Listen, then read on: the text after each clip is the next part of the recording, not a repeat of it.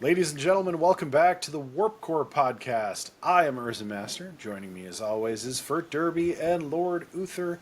We are jumping back into Star Trek Season 3. We are nearing the conclusion of Season 3, if you can believe that, here in our 78th episode of the Warp Core podcast. Gentlemen, welcome back. Hello. Today we jump into Elaan? Elaan? The real Elaan that should matter, of Troyius. And this episode kind of came out of left field for me. Fert Derby, tell us about Elaan of Troyius. Thank you, Ursa Master, Lord Uther, and all you Warp Core crazed fans. Pending rebrand through the power of suggestion, as well as really well edited and produced videos, has now 1 million views and counting. And it's thanks to fans of the Warp Core podcast. Cut the Cheese, Poke the Bear, Roast the Niner, The Melt-Off, The Graying Jedi, all those crazy Hank Hill shorts, 8 is Enough, Cinnaminites and Cinnabits and all those things. You guys have made it possible. 1 million eyeballs is a lot, and we are totally grateful, humbled, and appreciative of you guys going with us on this journey, even when it's had a few bumps in the road, as Star Trek Original Series Season 3 has. We're happy to report tonight there are very few bumps in Elaan of Troyius, which was the Christmas present to Star Trek fans on December 20th, 1968. It also set some television history for the franchise.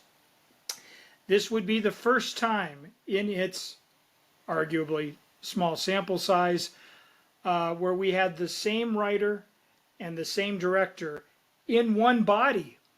That's right. The showrunner John Meredith Lucas, who took over for DC Fontana about midway through Season 2.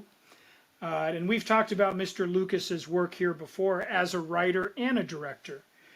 He started off strictly as a scriptwriter. And he did 2 episodes in Season 2 that were terrific.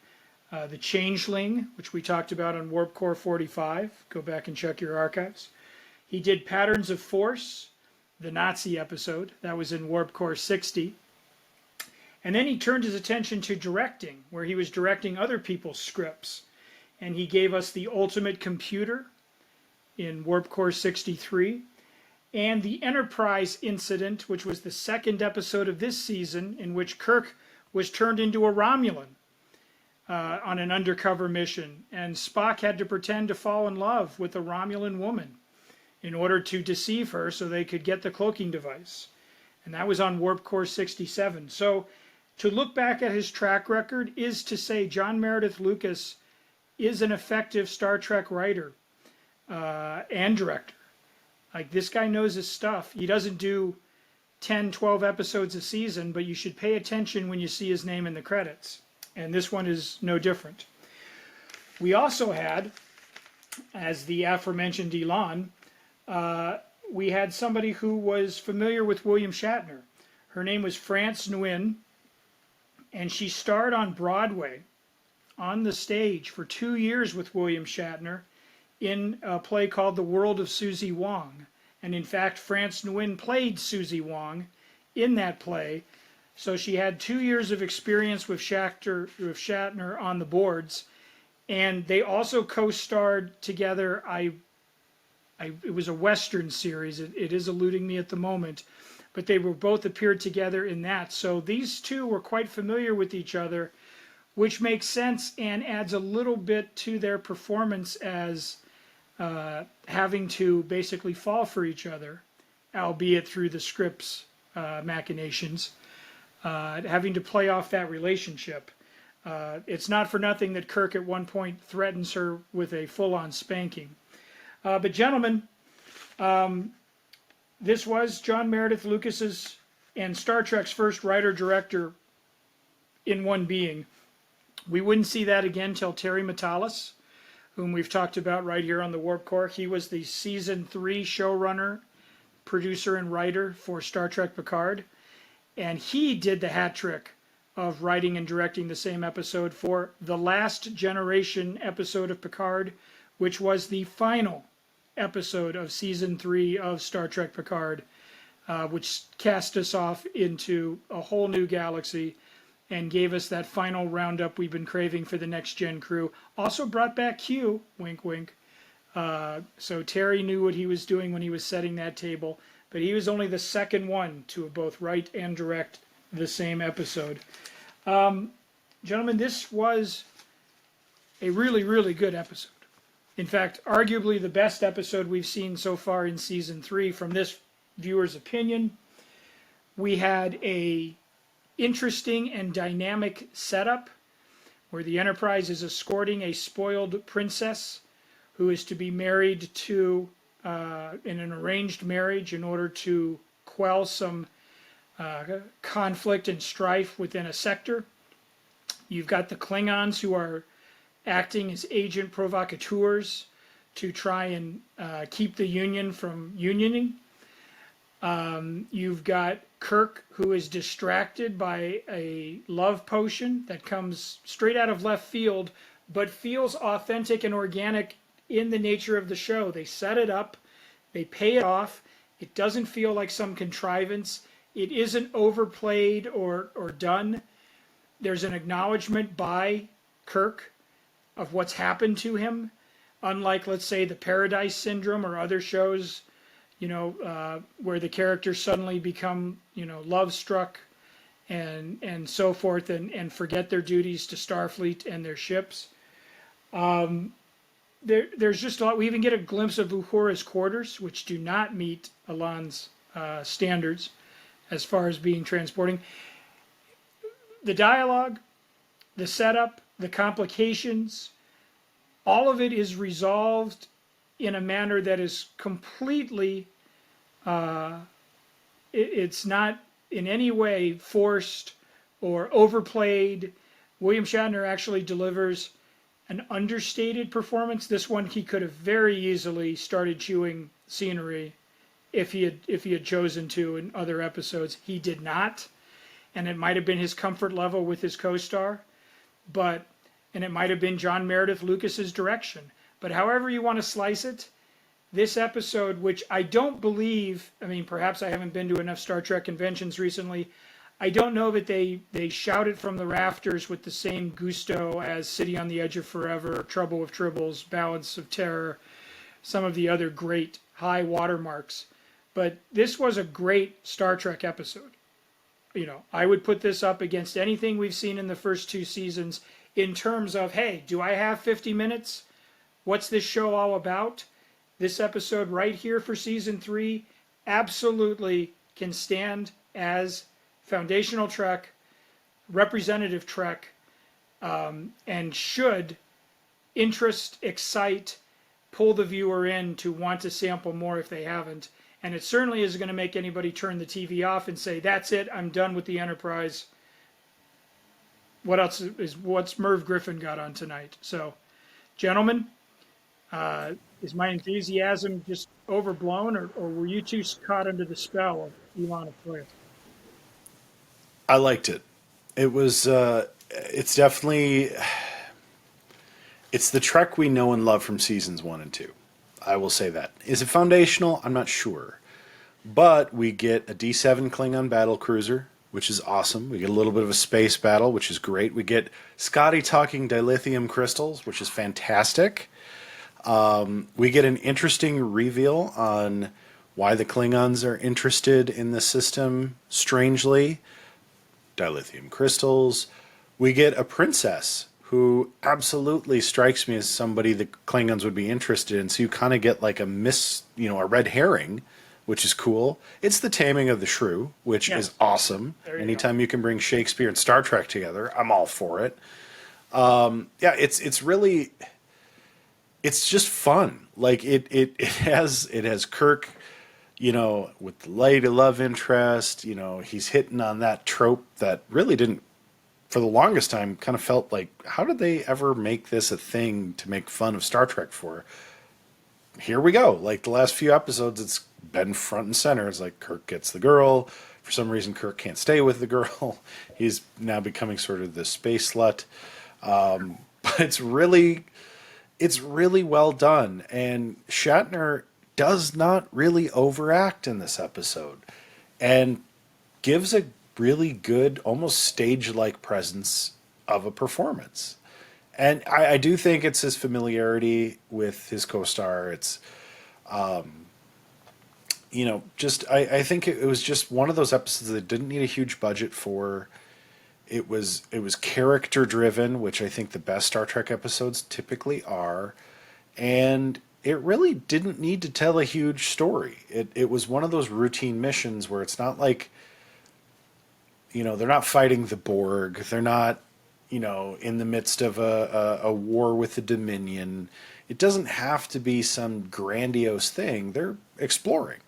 They're doing a diplomatic mission and learning about a couple of cultures and really experiencing firsthand something truly alien, which feels very realistic. The sci-fi part of this was really strong in that it was very rooted in legitimate science that could happen, and I mean science in the fact of real science and interpersonal relations, so psychology and a comedy of manners, literally about manners at one point. It's just really good. It's just really well done, and I think that's why you get these showrunners on shows like Star Trek and the Star Wars shows we talk about on the Graying Jedi podcast that get to be so successful, is the showrunner's vision plays out when they write the episode, and those tend to be the big anchor episodes of that season, whether it's the first and the last episode or an episode in the middle. That really, those episodes can eat, like this one is really a filler episode to all intents and purposes, but it's executed perfectly. And that's Trek. If you think about canon episodes, Trek, X-Files, Twin Peaks, there's a lot of like filler episodes that are still great, but there's probably 5 or 6 real canon episodes in a long season. And this strikes me as one of those filler episodes that's just unexpectedly great. Can I interject here and just ask the one thing, because we're talking about Shatner and this Lothario Space Romeo feel, which was very much in time with the late 60s. You had James Bond, and you had all this thing where, machismo and manhood and virility, that was the selling point in a lot of ways. Hey, these guys they're hits with the ladies, they're spies, they're secret agents, they're, space explorers, and they always seem to, find a gal in every port. And then when Next Generation picks it up in the late 80s, Reagan's America, suddenly we're in a different era, right? Suddenly promiscuity is a little more frowned upon. You're in the era of AIDS and all of this stuff, teen pregnancy, everyone's harping on. I'm curious with Next Gen, as I'm not as familiar with some of the early seasons of that or so forth, did they ever try to shoehorn in like, oh, Riker's such a shameless flirt, or they gave a lot of Picard meeting old flames on diplomatic mission? Like, did they try to replicate that trope? Or was it just... Yeah, and it's interesting you bring that up because it really does feel like a generational shift, and it's definitely of its time. Especially the first season of Next Gen is like that, but there's still plenty of space for those random weird sort of love interest stories that, until they really hit their stride in Next Gen, and we'll talk about this as we go through that first season, but it definitely feels like you've left the swinging 60s and entered Reagan's America suddenly. Like you skipped over all of the 70s. And it really, it does play off awkwardly. I blame that squarely upon Tasha Yar. I'll explain why when we get there. But after the death of Tasha Yar, which should be celebrated amongst Trek fans as the smartest thing they ever did on that show, it really does change the whole dynamic, and you get these more impactful, maybe not as overt, but more cerebral type machismo stories. They're still very macho, but they're not Macho Man Randy Savage. They are definitely a little more, Ah, boy. I'm trying to think of a great wrestling parallel here, and I'm struggling to come up with one. Yeah, a little less Randy Savage and maybe a little more Rick Rude. Ooh. Rick Rude before he got big. We'll put it that way. Oh yeah, cream of the crop. Anyway, it's my favorite Macho Man promo ever, and probably one of the best ones in WWF history. But I digress. As you know, even though in maybe some previous podcasts I'd be chastised for not being prepared, but and being consistent, I was not able to view this episode. But with that being said, here's my question for you, because I did use the Wikipedias just to look up this episode. And I love what seems to be the very last line, or one of the last lines of the episode, which Spock says, "The Enterprise infected the captain long before Dalman did." That goes back to conversations we've had before about Kirk's true love being the Enterprise. So, Absolutely. with that being said, here's my question to both of you. I want to know the best part of this episode. I want to know the weakest part of this episode. And I want to know what you would change about this episode to make it 7 out of 7 warp cores. That's what I want to know. We'll start with Silly Moss, because I'm sorry. Fert Derby. I wasn't prepared. No, that's quite okay.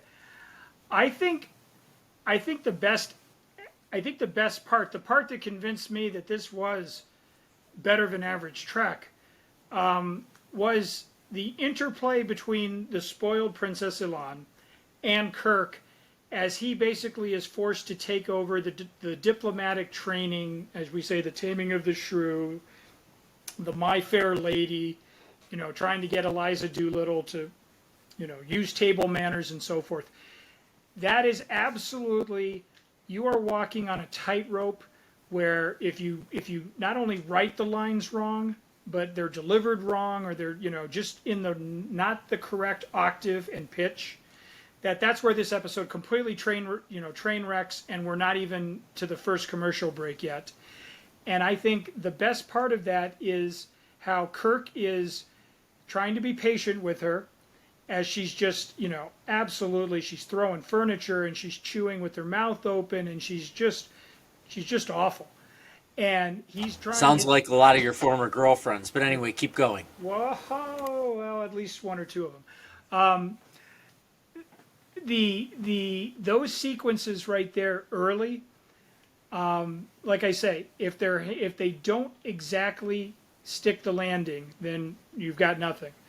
But because of their chemistry, having worked together and so forth, you absolutely buy into this premise, and you don't even have a Klingon presence at this point. I mean, that comes in, that's seeded in, as we go along the story. We think this is going to be about Kirk having to put up with a brat. And I tell you what, if that's the 50 minutes, based on how they handled those first 15 or so, I want to see that episode. I don't need the dilithium crystals and the sabotage and everything else. I would watch trying to make this not presentable, not ready for prime time Eris, basically go and still be, bewitch Kirk into falling for her. That whole, subplot and storyline, that could have just been everything we saw, and I think I'd still be as enthused based on how they handled it. I think the weakest part of the episode, she's got bodyguards with her, and they go off and they start sabotaging the engine room, and it's probably just it's script business to get us to where we want to go for all these cool reversals and things like that. And they do end up like making it so that the Enterprise, if they go to warp speed, they'll instantly explode and the Klingons will be through with them without actually starting a war. I mean, that's cool, but the bodyguards are typical, again, they're in ridiculous costumes and they just kind of grunt their lines and so forth, and they're easily the most forgettable part of it. They don't, in my opinion, in any way harm the episode or go, gosh, I wish they had just, excised them. but they're the most superfluous, and you just cast them aside instantly to get to the good stuff. And I don't think this episode needs a lot of pushing to get to those exalted heights, only because, like I say, we've seen Star Trek on lower budgets or with less focused writing and performing. We've seen it. Plato's stepchildren and so forth. We even saw it in parts of The Empath that we discussed recently. Like, we've seen it when they can't get to the summit. And here I think the fact that, like I say, you had a man who had a singular vision. He wrote it on his typewriter. He brought it to the set. He told the actors what to say and where to say it. And I think they listened to him. And I think that this is, like I say, I mean, if it's not a home run in any viewer's opinion, I mean, this is a stand-up double and maybe stretching it out to a triple, because they fumbled the outfield. The guy reached for it and it trickled out of his glove and he had to scoop it back up, and the relay throw was late. So it's already pushing against some of the really high watermarks we've had for the show. Yeah, I mean, that's pretty well put. I second the fact that I think the bodyguards are the weak point of the episode. I like the idea that they're sabotaging the Enterprise and then, suicide themselves out of being found out why. I don't like the whole he was in love with me and that's why he did it angle. That I think was probably the weakest. I like the idea that he was planted by the Klingons. If that had been the case, I think that pushes this episode to 7 stars, 7 warp cores, because that sort of subterfuge by the Klingons, which really is not a Klingon thing, that's more of a Romulan or Cardassian thing. Of course, you probably couldn't do Romulans because it's bordering on Klingon space, but they could have easily moved the planet. That's not really operative. If that had been a Romulan battle cruiser, and this was a Romulan-planted bodyguard, I'm on board. You've got me sold for 7 out of 7 warp cores. The rest of the episode, honestly, wouldn't need to change all that much. I love the tantrum throwing. I love it. And the idea that Nurse Chapels is like, good Lord, why do they love these women so much? Well, if they cry, men find them irresistible. That is very of the era. Saying it out loud, especially, I'm like, oof. But to be honest, like, the actress really sells this. She makes it seem somewhat irresistible. Not only is she beautiful, but despite her, like, childish behavior, she's, like, kind of interesting, like, romantically interesting. Like, maybe if you could get past this sort of awful behavior, because she is in a crappy arranged marriage situation. Maybe if you got past that, there's something redeemable here. I mean, she's obviously strong, capable, strong-willed. Those are attractive qualities in a person, let alone a princess. So it tracks. I mean, there's a lot to this that's good. And lest we forget the whole Scott and engineering, the dilithium crystals, Captain. It's just like, oh, that is great. And then to find out that, like, yeah, these crystals, they're just stones to us. Like, oh, crap, here's our Deus Ex Machina moment. Honestly, that tracks. Like, that is a great sci-fi moment right there where, yeah, on planets where they're rich in dilithium, they probably are just trinkets and junk. And that's...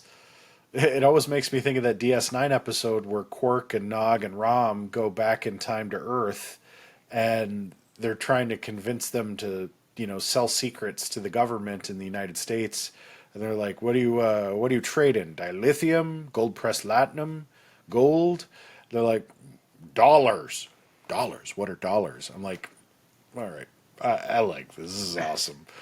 It gave me shades of that, because it's like, oh, these rocks, oh, they're nothing to us. Oh my God, they're dilithium crystals. Like, okay, I'm sold. You got me, Star Trek. That's awesome. And you get a space battle, and that is oddly rare in this original series. Now it's definitely not top tier space battle, but it's good.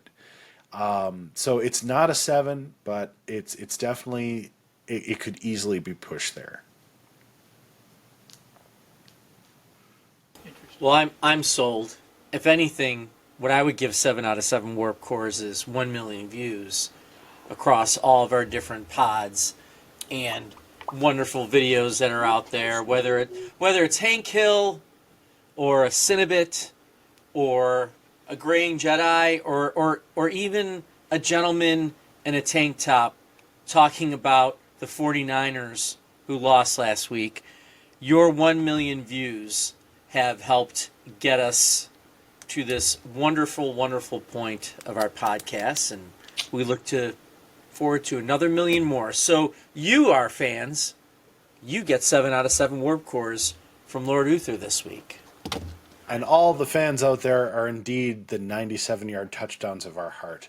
With that, I'd like to jump to our warp core ratings for this episode. Let's kick it off with Fert Derby. What are you giving Elaan of Troyius?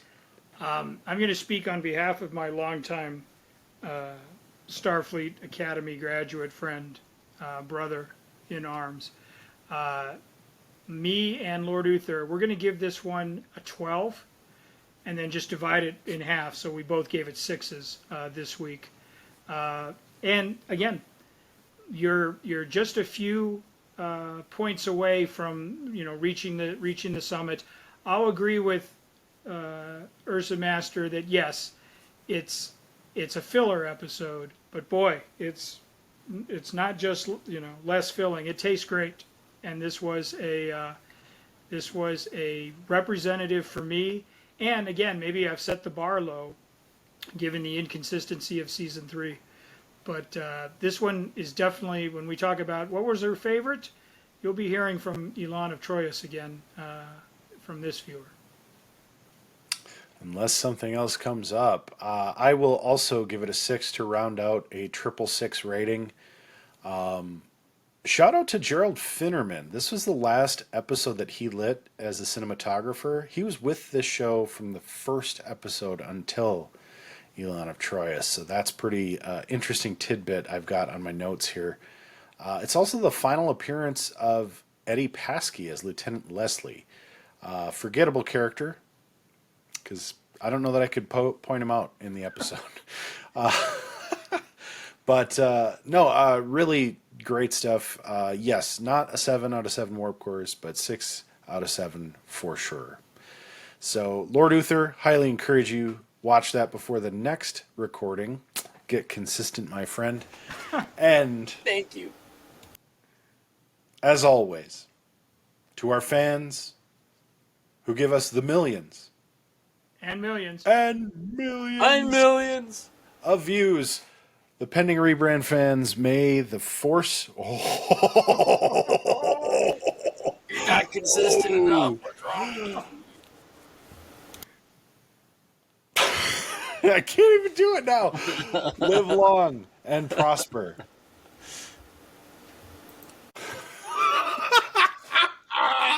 That was not planned. That'll get us a million too.